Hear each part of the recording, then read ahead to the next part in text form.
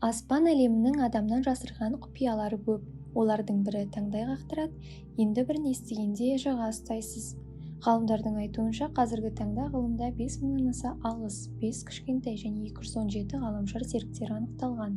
Алайда бұған қарамастан, бүгінгі күні ғарыш кеңістігінің тек 1% ғана зерттелген.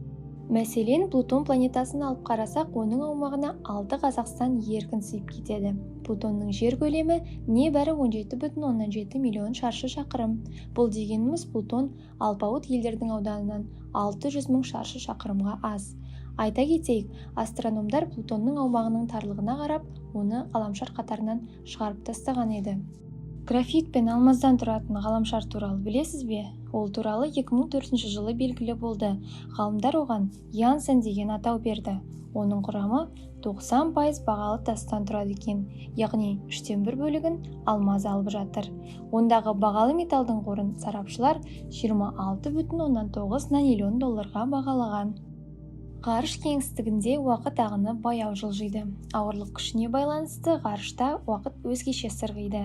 Гравитациялық өріс артқан сайын уақыт баяулайды. Мысалы, ғарыштың гравитациялық күші басым нүктесінде 1 сағаттық уақыт жердегі 7-8 жылмен пара-пар.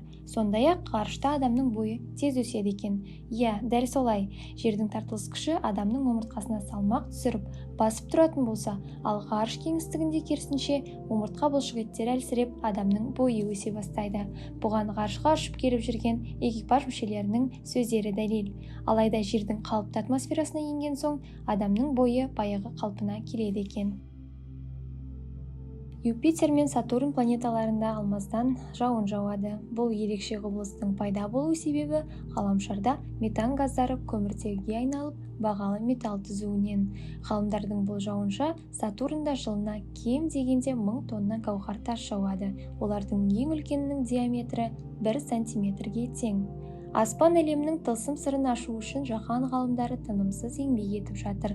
Ғаламның шексіз кеңістігін зерттеп жүрген оқымыстылар таңғажайып әлемнің құпиясын табалар ма екен?